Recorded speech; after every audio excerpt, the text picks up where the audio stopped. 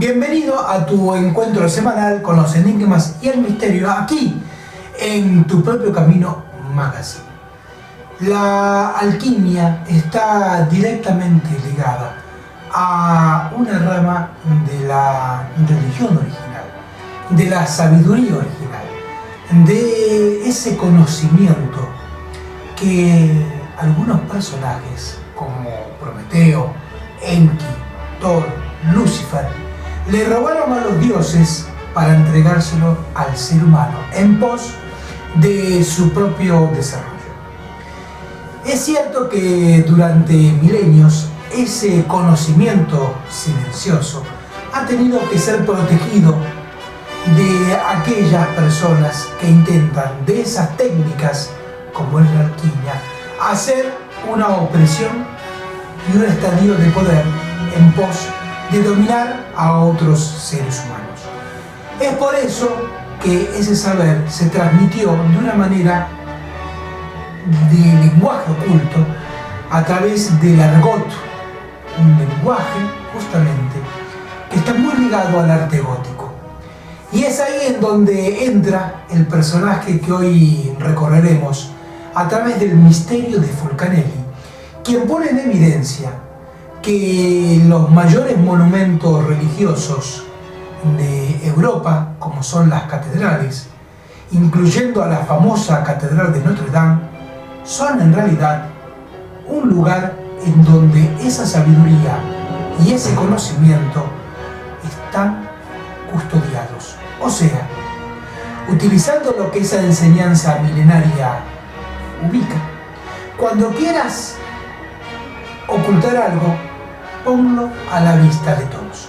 Te invito a que, si aún no lo has hecho, te suscribas a este canal. Si ya lo has hecho, te lo agradezco, que compartas este video, que le des un me gusta y que me acompañes a descubrir el misterio de Fulcanelli.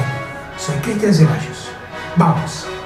En 1926 fue publicado el libro El misterio de las catedrales, que hacía un recorrido del arte gótico en Francia y que proponía realizar una demostración curiosa, ya que, según él, los maestros alquimistas de la Edad Media habían dejado testimonio de su ciencia en la arquitectura de los principales edificios religiosos del país.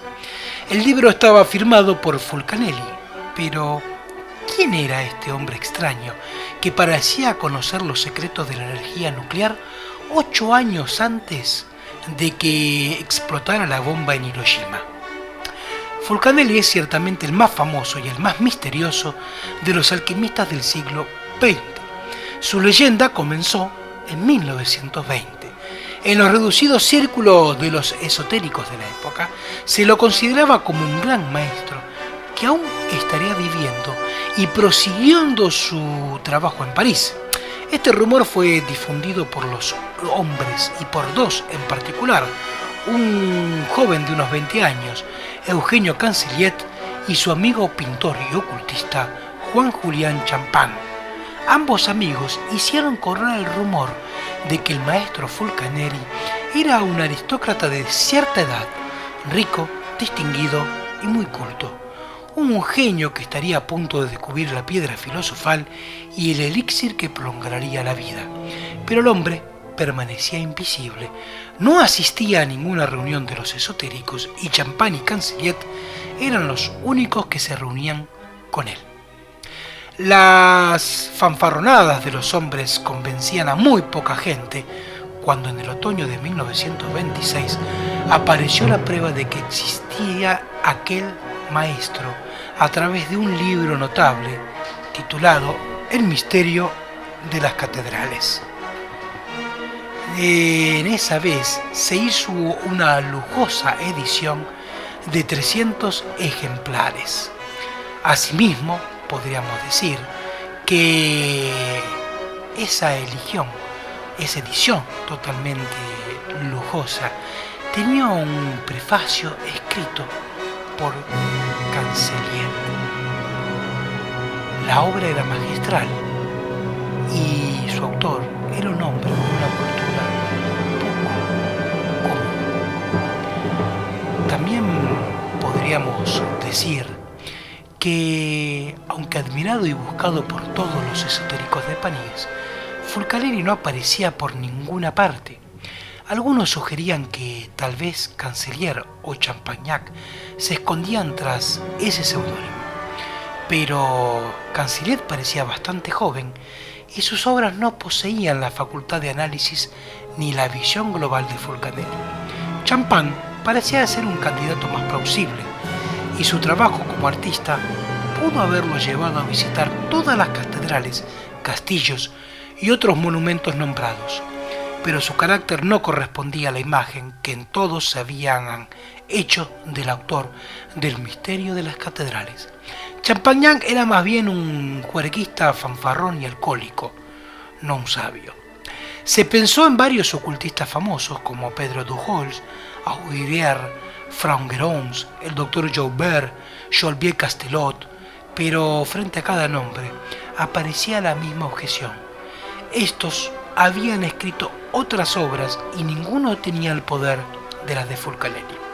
Se pensó por fin que podría ser Rossini, el viejo, autor de La Guerra del Fuego y de otras novelas de ciencia ficción, ya que era el único cuyo estilo como escritor tenía suficiente fuerza y cuya cultura filosófica y científica era la considerablemente vistas y visibles para ser Fulcanelli.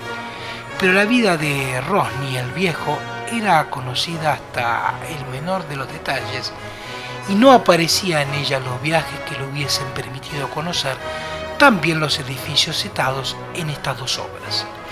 La única conclusión posible era que Fulcanelli no era ninguno de esos personajes, sino más bien un hombre que estaba vivo y que trabajaba fuera de los círculos de los esotéricos de su época. El francés Jacques Beguier era también un personaje extraño y una persona de gran inteligencia, científico de alto nivel, apasionado investigador multidisciplinario. Estaba dotado de una memoria extraordinaria que le permitió rendir testimonio de una precisión increíble. En junio del 73, a petición del físico nuclear André Gelbonner, de quien era entonces ayudante, se entrevistó con un hombre que le pareció, por muchas razones, podía ser Fulcanelli. Esta conversación fue relatada por Louis Pauwels en un libro publicado en 1963 y que tuvo un éxito inmediato, titulado El amanecer de los magos. Interlocutor de Beguier, quien rehusó siempre decir con quién conversaba, lo pone en guardia contra los peligros de manipular la energía nuclear. Al tratar todos los temas científicos con una gran soltura, dio testimonio de un extraño conocimiento acerca de los experimentos más recientes de Gelbonner, aunque en verdad en su propio ayudante, quien reportaba aquellas y sus palabras. Y declaró 8 años antes del bombardeo de Hiroshima, aunque el relato estaba fechado en el 63, que los explosivos atómicos tenían ante todo tenían que fabricarse sobre algunos gramos de metal y sin embargo arrasar ciudades enteras. Agregó que los ordenamientos geométricos de metales extremadamente puros son suficientes para desencadenar fuerzas atómicas sin que sea necesario utilizar electricidad o la técnica del vacío. Sin embargo, hay que entender que las investigaciones nucleares estaban estancadas en ese momento debido a los intentos en vano por utilizar uno y otro método. Si el testimonio de Beguier era sincero, implica que muchos años antes de que el norteamericano Oppenheimer descubriera el principio de la energía atómica, el misterioso Fulcanelli ya estaba en posesión de ese secreto. En las moradas filosofales, escrito en 1929, Fulcanelli describió así una composición pintada sobre una chimenea del castillo de Dampierre. En conjunto, esta composición se presentó como un paradigma de la ciencia hermética. El dogo y el dragón ocupaban el lugar de dos principios materiales reunidos y retenidos por el oro de los sabios, de acuerdo con la proporción requerida y el equilibrio natural, según lo muestra la imagen de la balanza. La mano representa al artesano, firme para manejar la espada, jeroglífico de fuego que penetra, mortifica y cambia las propiedades de las cosas, prudente en la aparición de las materias de acuerdo con las reglas filosóficas de los pesos y las medidas. En cuanto a los rollos de monedas de oro, estas indican claramente la naturaleza del resultado final y uno de los objetivos de la obra. Tan expresivos como estas son las pequeños medallones, de los cuales uno representa la naturaleza, la que debe servir siempre de guía y de mentora al artista, mientras que el otro señala que el sabio, autor de esta variedad de símbolos, pertenecía a los Rosacruces. La flor de lis heráldica corresponde en efecto a la rosa hermética. Junto a la cruz sirve como la rosa de insignia y de blasón al caballero y discípulo que había por gracia divina encontrado la piedra filosofal. Tengamos en cuenta también que la alquimia vivió en Occidente su edad de oro entre el fin de la Edad Media y el comienzo de la época moderna. Después del siglo XVI, por el contrario, esta disciplina se enfrentó a un creciente escepticismo. En el siglo XVII, sin embargo, un sabio de la categoría de Isaac Newton se preocupó de escribir curiosamente de su puño y letra un tratado de alquimia. Un siglo más tarde se producen hechos como la introducción del método cuantitativo en la química, la identificación del oxígeno, se analizan el agua y el aire. La alquimia como ciencia ha pasado a la historia.